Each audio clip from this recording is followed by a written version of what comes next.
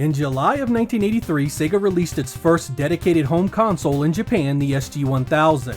It was based on the popular Z80 processor and used graphics and sound chips created by Texas Instruments. Sega was intent on making a heck of a splash in the home consumer market, so they also created a home computer based on the SG-1000 called the SC-3000. In addition to educational and productivity software, it also played the same games as its console little brother. Sega's first year on the market had been productive. They sold more SG-1000s than they had forecast, and made more games than their number one competitor, Nintendo. Big changes had also hit Sega around the same time in new ownership. CSK Corporation had purchased Sega from Gulf and Western, and the new management very much believed the future of home consoles were gonna be big. Sega doubled down and released the SG-1000 in July of 1984. It had some quality of life improvements like detachable controllers that could be stored on the system itself. Things had started to go really badly for Sega the following year. Nintendo had picked up incredible steam at retail, easily outselling Sega's efforts. With the SG-1000 market in steep decline, Sega had felt it was losing because it was underpowered. Looking to turn things around, they beefed up the core technology of the SG-1000, giving it a radically improved set of graphics and sound chips, and released a new console called the Sega Mark III in October of 1985. This machine would be released in the United States the following year as the Sega Master System.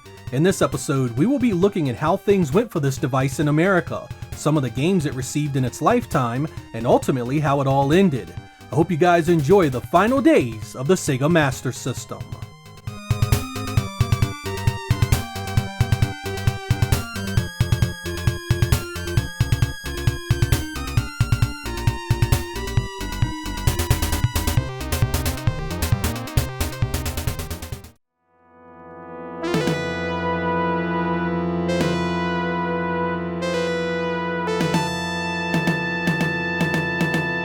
The early years of the Master System showed a lot of promise in the United States.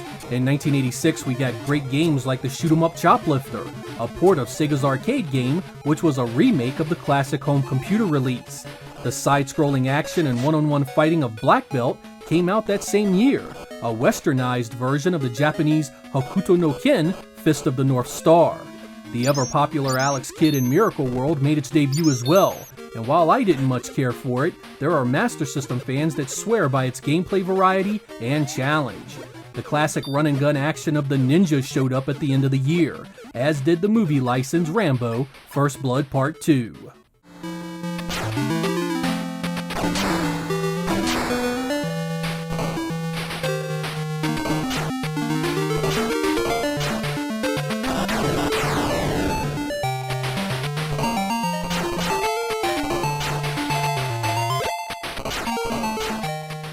'87 kept the ball rolling. Space Harrier showed up, a port of the sprite-scaling arcade shooter that was better than it had any right to be. The co-op Fly and Gun Quartet got a Master System port as well. It didn't have the 4 players of the arcade, but was as faithful as you could have hoped. Wonder Boy was yet another arcade port that was shockingly good. It nailed the gameplay nearly 1-to-1. Sprite-scaling Legend Outrun made its home debut on the Master System that year too, and while it wasn't quite the same visually, it was still a really fun game. Sega released Zillion late that year, which was sort of their version of Metroid. It was created to tie in with the anime series in Japan, which unfortunately never made its way to the United States.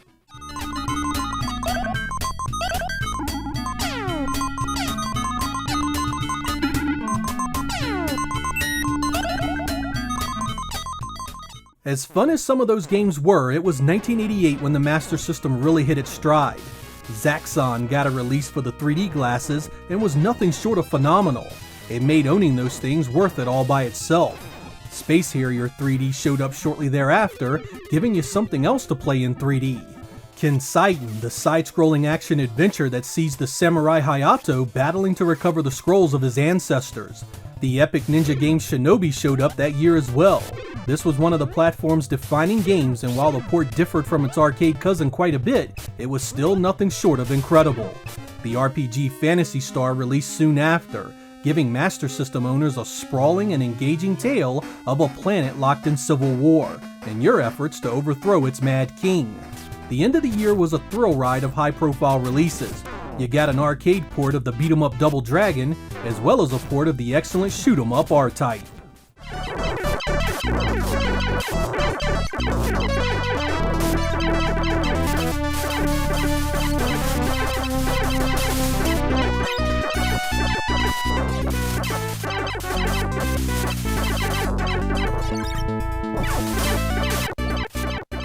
With the NES clearly ahead and controlling the North American market, Sega doubled down on getting games out to keep the platform relevant in 1989. The co-op kaiju simulator Rampage made its way home early that year, and it spanked the NES version in every way. Reggie Jackson's Baseball was Sega's second-generation baseball title that was one of my favorites. It was so good, Sega basically remade it for their 16-bit Genesis shortly thereafter. East, The Vanished Omens was an RPG unlike anything I'd played before. It took a little bit to get used to, but there was a really good story and great exploration there. Taito's arcade masterpiece Roston showed up and did a marvelous job capturing the feel of that game's world. It was challenging and felt kinda like a video game version of Conan the Barbarian. As 1989 came to a close, Sega prepared to replace the Master System with their new Genesis platform, a 16-bit machine loosely based on their popular System 16 arcade board. Nintendo had thoroughly dominated the Master System at retail, and it was time to try something new. But Sega wasn't done trying to get the Master System into people's homes. Popular toy maker Tonka had been in control of distributing the Master System for years, and Sega took back that control for themselves and completely relaunched the brand with a new value proposition. While the Genesis would remain their lead platform, the Master System would become their lower-priced entry-level brand. 1990 would see a redesign and a major price drop for it, and Sega would ready a new batch of games to sell with it. Rise from your grave. Aerial Assault was a horizontal shoot-'em-up that was pretty decent. There's a bunch of different power-ups to get, the graphics have some nice backgrounds, and there are some really cool bosses. Its main problem is the stages are just too long, leading to some fatigue with the same enemy patterns dominating your playtime. If they had added just a few more scenes and a few new enemies to spice things up, this one could have been a classic, but it ain't bad as it is.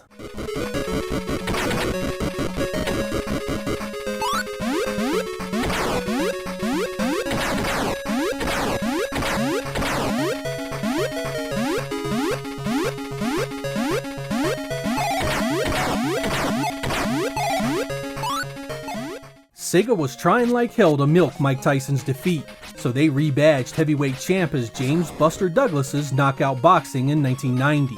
Some folks liked this one, but I couldn't stand it. The tedious back and forth of the matches never feels like you have any real control, and the punches seem to land completely random despite being right in the other boxer's face the entire time.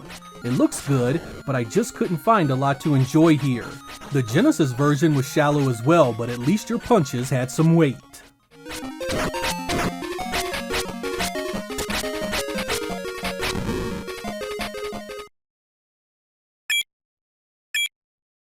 Sega developed a strong relationship with the King of Pop back in those days, so it made sense for the Master System to get a port of Moonwalker. It turned out to be pretty good too. It follows much of the design from the Genesis game, and despite being pared back, it still looks and plays faithfully. Even the music was catchy. This was one of those times that you really had to hand it to Sega for getting it so close to the 16-bit version. If you ever get a chance at it, it's really worth playing.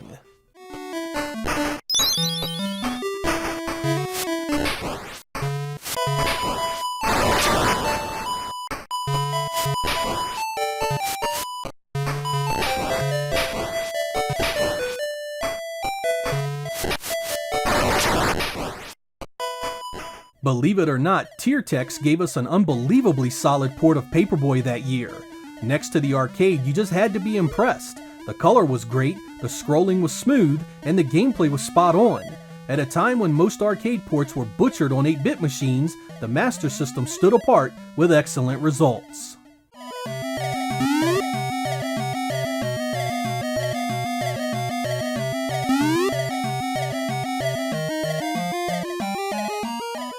Did you enjoy RC Pro-Am on the NES? If you did, give RC Grand Prix a go on the Master System. It's essentially the same game.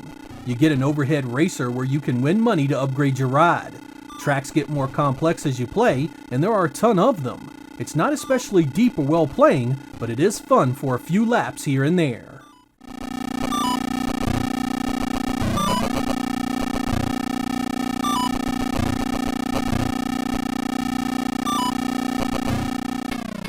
Sega released another hockey game for the Master System in 1990 called Slapshot. This is sort of a bumper cars feeling take on the sport. Everyone bounces off one another while you fight for the puck. It doesn't play too bad and the graphics are nice and colorful. 2 players can be fun, and it has a tournament mode for extended play. Not bad, but there are better 8-bit hockey games out there.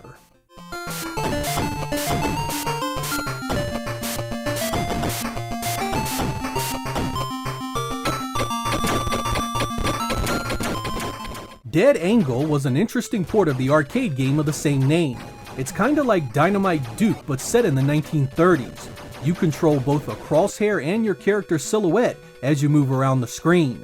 You must kill all the bad guys before a ball shows up. The movement is really choppy and the life bar is completely misleading. It looks like you can take a bunch of hits, when in fact you fall after only a few. Not a big fan of this one personally. It's heavily cut back from the source, and it just isn't very much fun to play.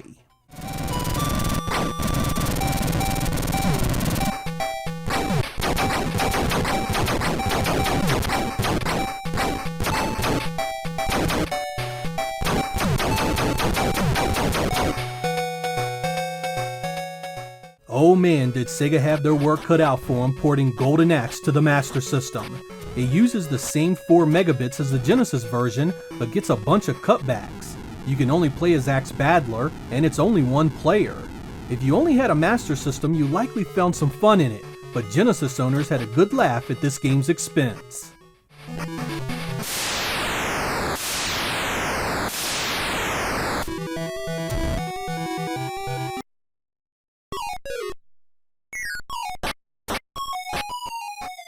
I was no fan of Alex Kidd, but Sega won me over with 1990's Alex Kidd in Shinobi World. This one had some great gameplay mechanics and the level design was really fun. It also looked and sounded nice. Had the other Alex Kidd games been this good from the beginning, there may have been no need for a Speedy Blue replacement years later. One of the system's better games.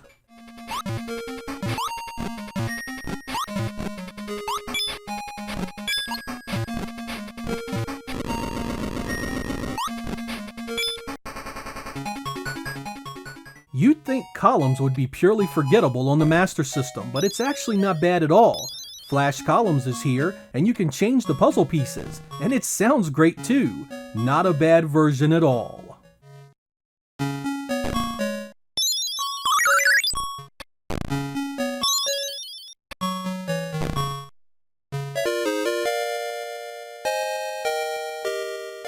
Instead of trying to port the Genesis version, eSWAT on the Master System took its inspiration from the arcade game.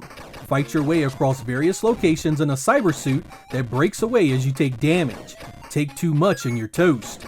It's fast, difficult, and could have been a really great game if the enemies weren't constantly appearing behind you. It quickly grows tiresome fighting things from the direction you just came.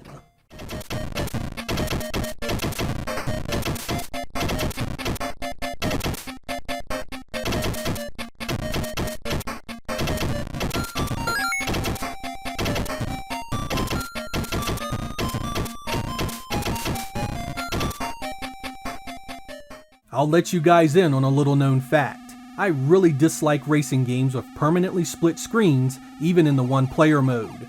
Super Monaco GP on the Master System is guilty of this, and it really hurts it. The gameplay is also a bit suspect. The automatic transmission mode is nigh on unplayable because you can't slow down fast enough for the sharp turns. This means you have to play it in the manual mode, which is an auto-accelerated control scheme that makes shifting gears your lone way of slowing down. Didn't really care for that either, making this one better played on the Genesis.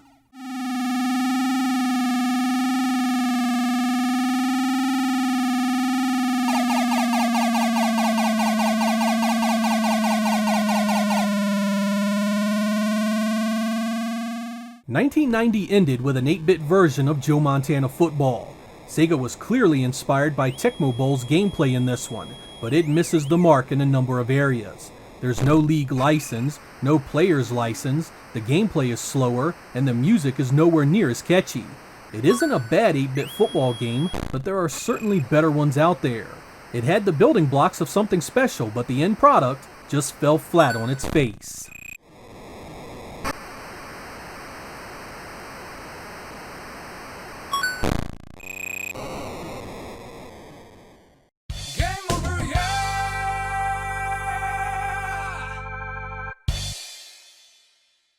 The start of 1991 came with the sobering reality that even with a price drop in new software, the Master System was simply not going to catch on in the US marketplace.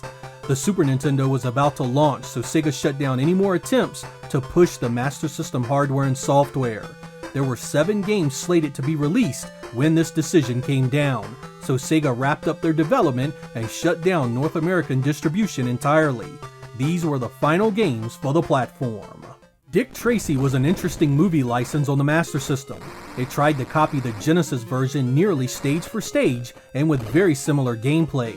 While there are some differences in detail and sprite size, it even copied the visuals rather closely. It would have been a good game too, if it hadn't been for the gameplay requiring you to tap the attack button to shoot side to side and holding the attack button to shoot into the background. It made things awkward and imprecise, making it much more frustrating than it should have been.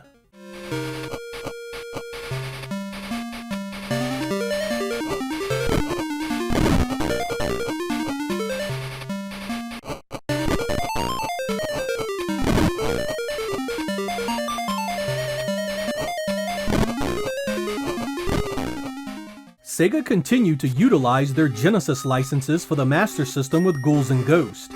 You'd never think that an 8-bit machine from 1985 would have any chance of doing this game justice. And you'd be right. While what is here is playable, it has been scaled back heavily in every category. Gameplay is riddled with slowdown constantly, and it makes an already difficult game damn near impossible. I admire the attempt, but this is better played elsewhere.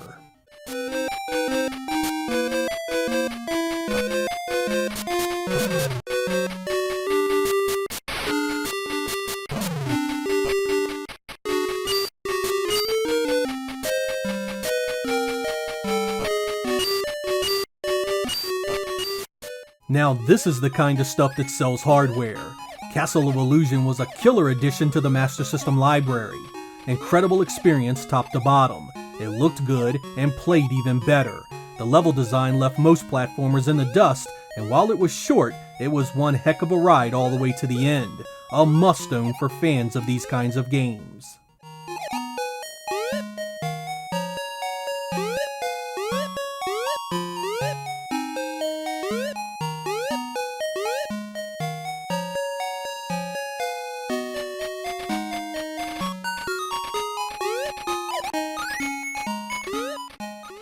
TecToy developed the Master System Strider, and oh man did they butcher it. They took an axe to it and didn't let up for all 5 levels. It's an awful mess of poor gameplay and terrible sound and visuals. Stuff like this didn't help the machine's fortunes at all.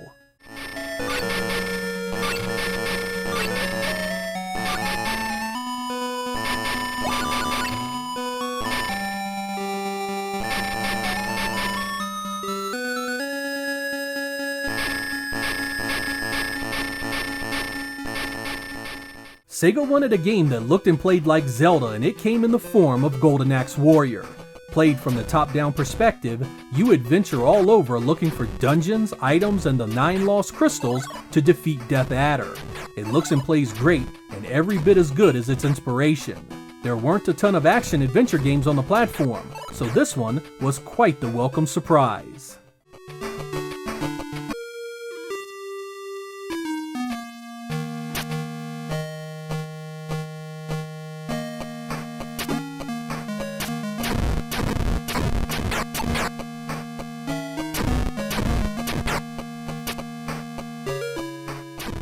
Sega had the Spider-Man license for a while and made a few different games with it. The Master System version was actually not a bad game, it just had a few frustrating elements that kept it from greatness. Moving around the screen felt really good, web swinging was easy and climbing walls was natural. The problems came when attacking enemies. Your hits had no real animation or weight to them, so it was hard to get a feel for the timing. It was also cheap as hell in the later game. Stuff would fall from the ceiling, float up from the floor, and enemies would come at you left and right. Had the balance been better thought out and the hitboxes been more refined, this could have been a killer license. Instead, it's just okay and a real missed opportunity.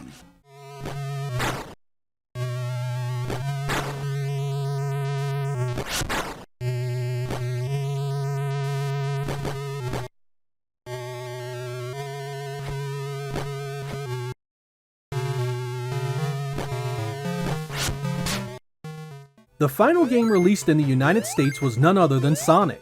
While you would think Sega would have just ported the Genesis game as close as they could, they instead turned the title over to Ancient, who developed an entirely different game. The end result wasn't bad, and its own experience top to bottom. Level design is radically different, as are the bonus stages and how you collect the Chaos Emeralds.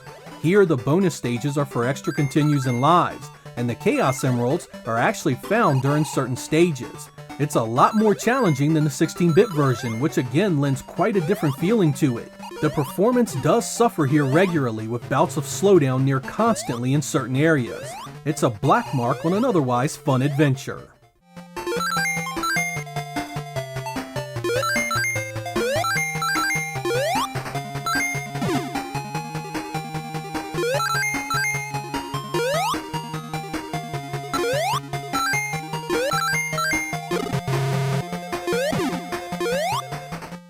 The close of the Master System in the United States in 1991 was of course not the end of that system's story.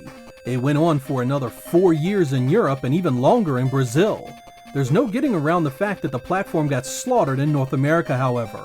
Only 114 officially released games made it out there, roughly a third of the system's actual library.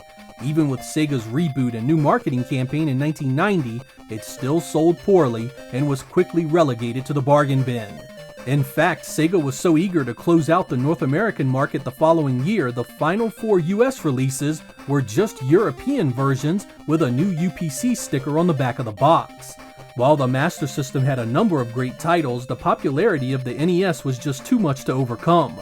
Nintendo also signed exclusivity contracts that prevented many of the games developed for their hardware to be ported elsewhere, limiting third-party support greatly. Most of the stuff you saw here was published by Sega themselves for that very reason. And that's the story of how things went for the Master System in North America, right down to its final days. A technologically sound piece of hardware, crippled by the lack of third-party support and Nintendo's monopoly. I have to hand it to Sega for supporting it as long as they did, however. Despite having their ass handed to them at retail, it supported the Master System from 1986 to 1991, a full 5 years. The 32X, the Saturn, and the Dreamcast received no such support in the United States, a sad reminder of just how poorly those systems were handled. I'm Sega Lord X, thank you guys for watching, and I will catch you next time.